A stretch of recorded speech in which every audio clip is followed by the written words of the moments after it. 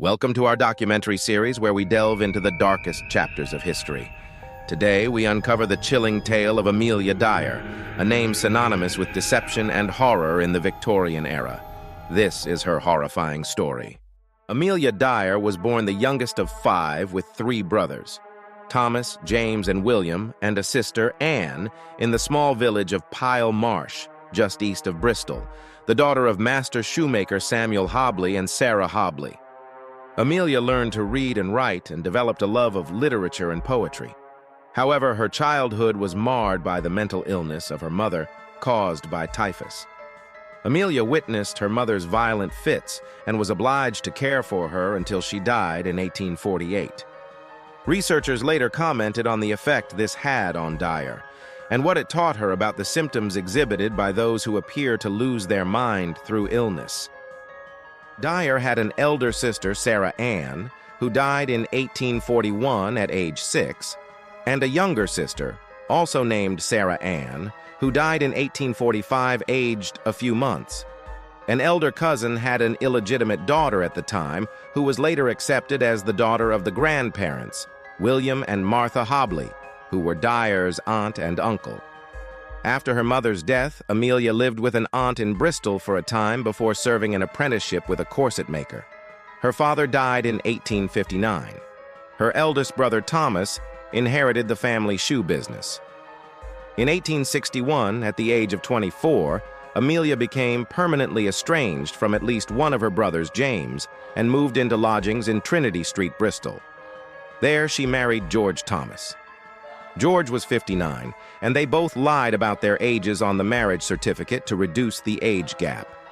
George deducted 11 years from his age, and Amelia added 6 years to hers. Many sources later reported this age as fact, causing much confusion. After marrying George Thomas, Dyer trained as a nurse.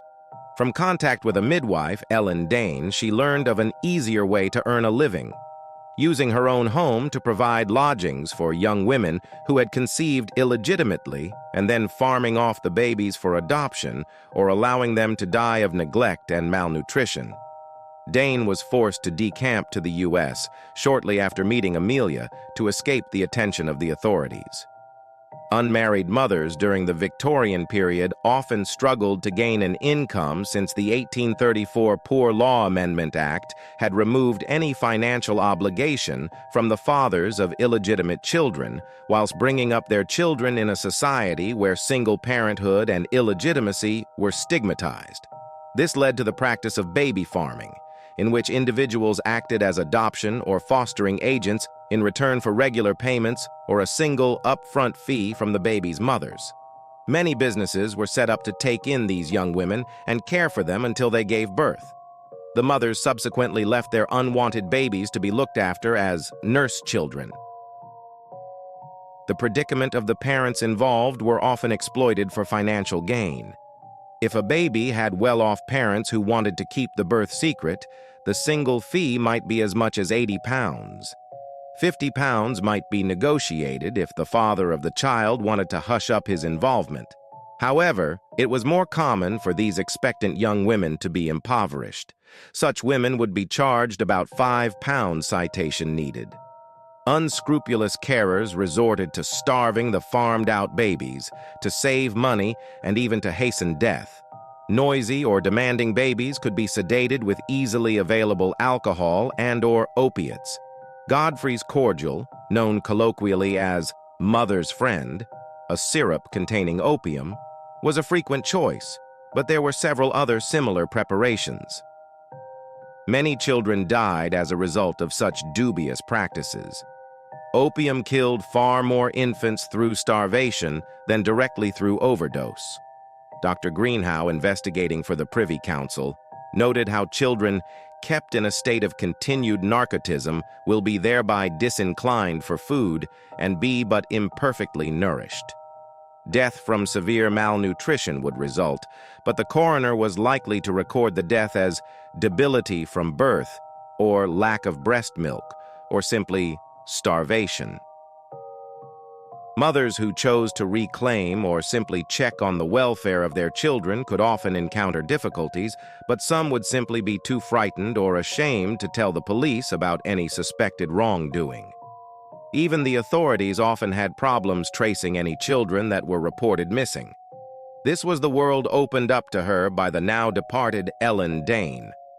Dyer had to leave nursing with the birth of a daughter, Ellen Thomas.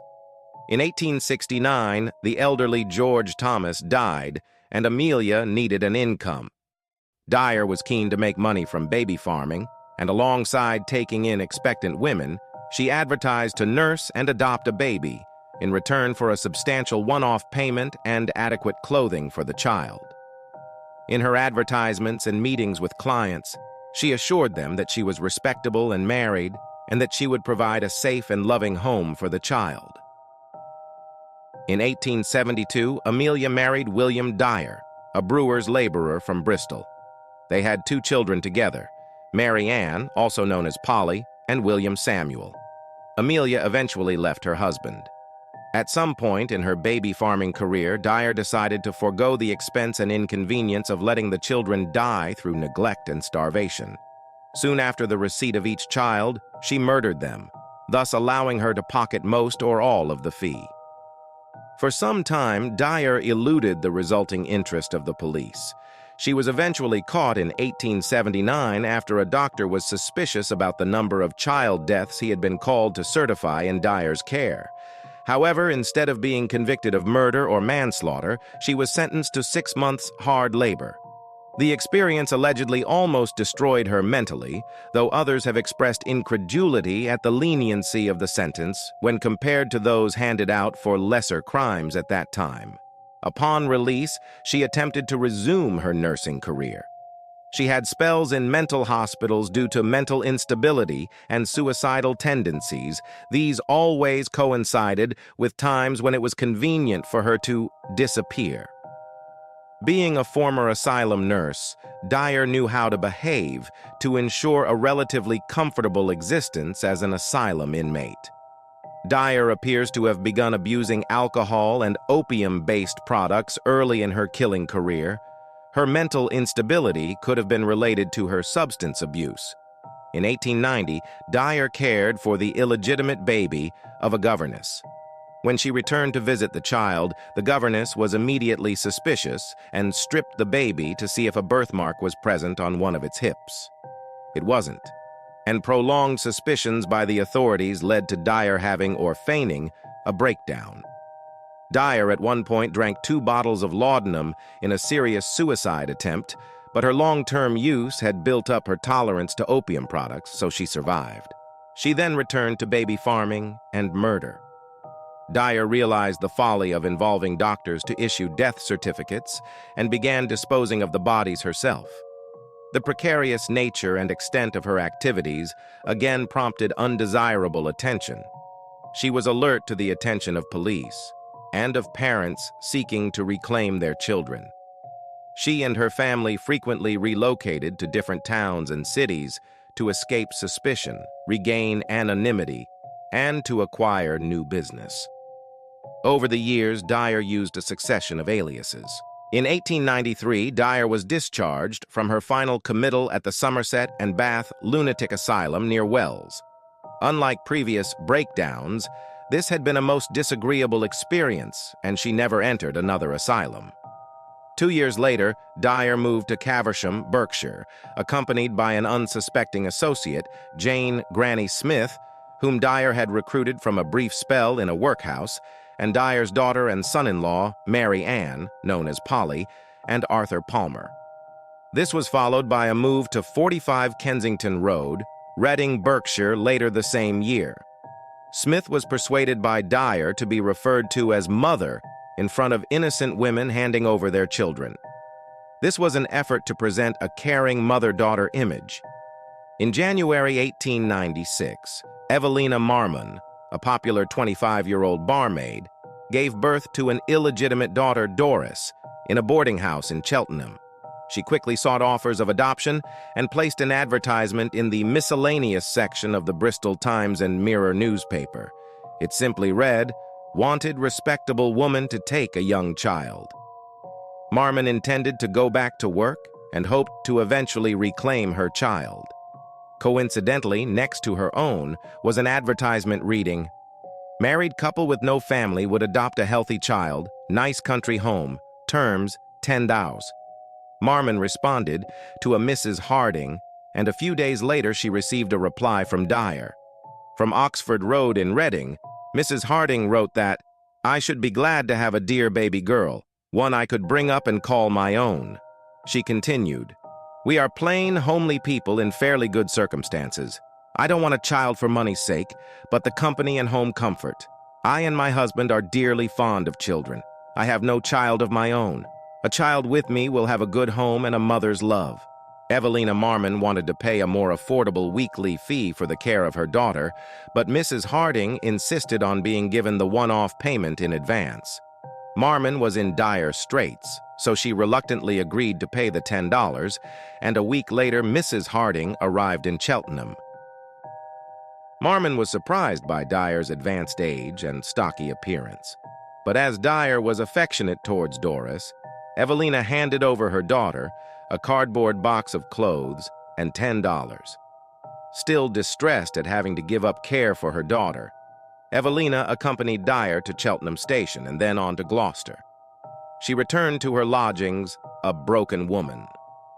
A few days later, she received a letter from Mrs. Harding saying all was well. Marmon wrote back, but received no reply. Dyer did not travel to Reading as she had told Marmon. She went instead to 76 Mayo Road, Willesden, London, where her 23-year-old daughter Polly was staying.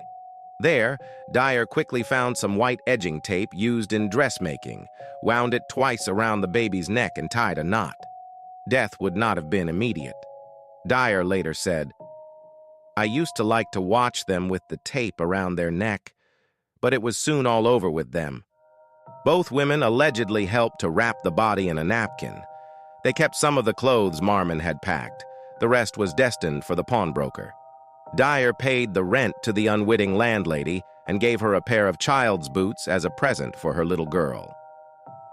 The following day, Wednesday, 1st April 1896, another child named Harry Simmons was taken to Mayo Road.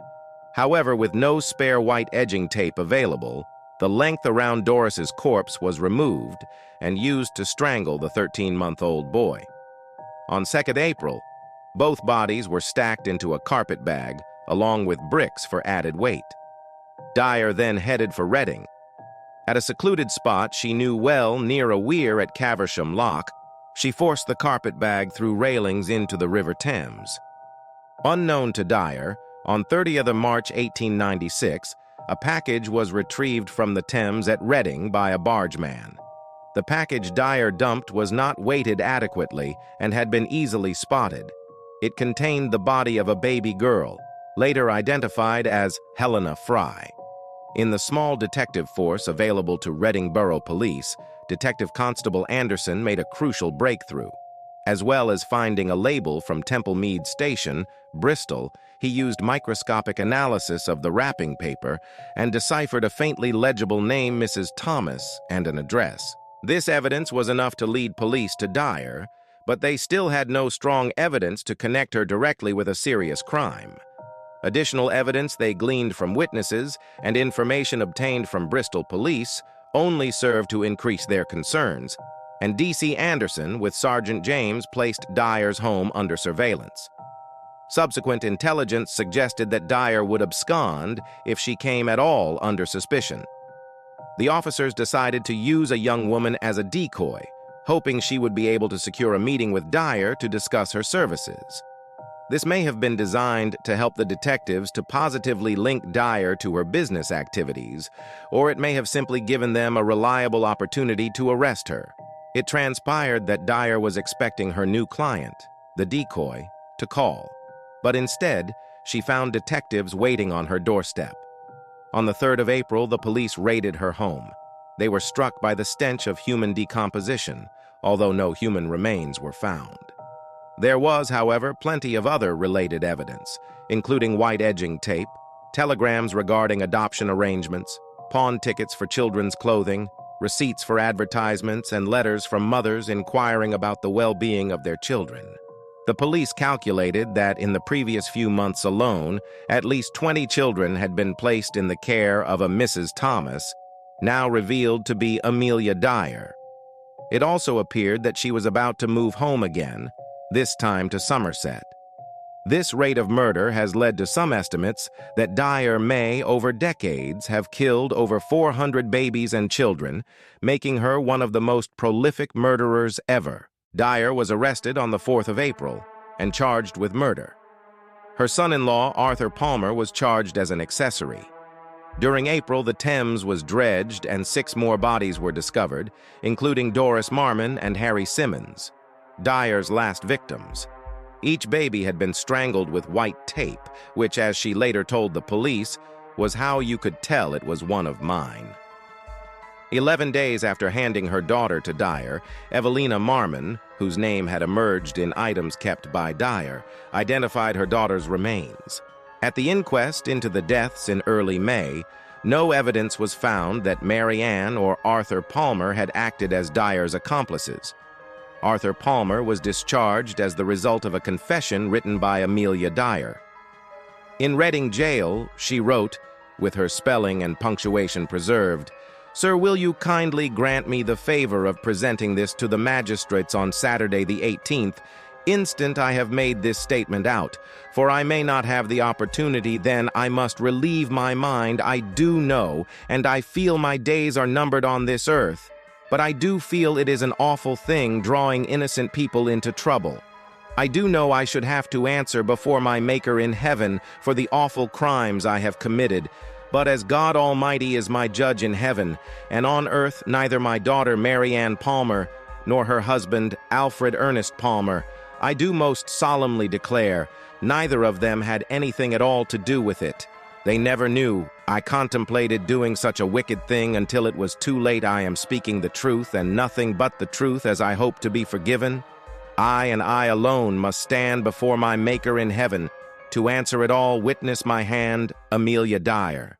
On the 22nd of May, 1896, Dyer appeared at the Old Bailey and pleaded guilty to one murder, that of Doris Marman. Her family and associates testified at her trial that they had been growing suspicious and uneasy about her activities, and it emerged that Dyer had narrowly escaped discovery on several occasions. Evidence from a man who had seen and spoken to Dyer when she had disposed of the 2 bodies at Caversham Lock also proved significant. Her daughter had given graphic evidence that ensured Dyer's conviction. The only defense Dyer offered was insanity. She had been twice committed to asylums in Bristol. However, the prosecution argued successfully that her exhibitions of mental instability had been a ploy to avoid suspicion. Both committals were said to have coincided with times when Dyer was concerned her crimes might have been exposed. It took the jury only 4.5 minutes to find her guilty. In her 3 weeks in the condemned cell, she filled 5 exercise books with her last, true, and only confession. A chaplain visited her the night before her execution and asked if she had anything to confess. She offered him her exercise books, saying, "Isn't this enough?" Curiously, she was subpoenaed to appear as a witness in Polly's trial for murder, set for a week after her execution date. However, it was ruled that Dyer was already legally dead once sentenced, and that therefore her evidence would be inadmissible. Thus, her execution was not delayed. On the eve of her execution, Dyer heard that the charges against Polly had been dropped. Dyer was hanged by James Billington at Newgate Prison on Wednesday, 10th of June, 1896. Asked on the scaffold if she had anything to say, she said, "I have nothing to say," just before being dropped at 9:00 a.m. precisely. Amelia Dyer ran one of the most violent adoption agencies in England during her time on Earth. Thank you for watching. Amelia Dyer's story is a chilling reminder of the dark side of Victorian society and the horrors that can hide in plain sight. If you found this video interesting, please give it a thumbs up, share it with your friends, and don't forget to subscribe to our channel for more true crime stories.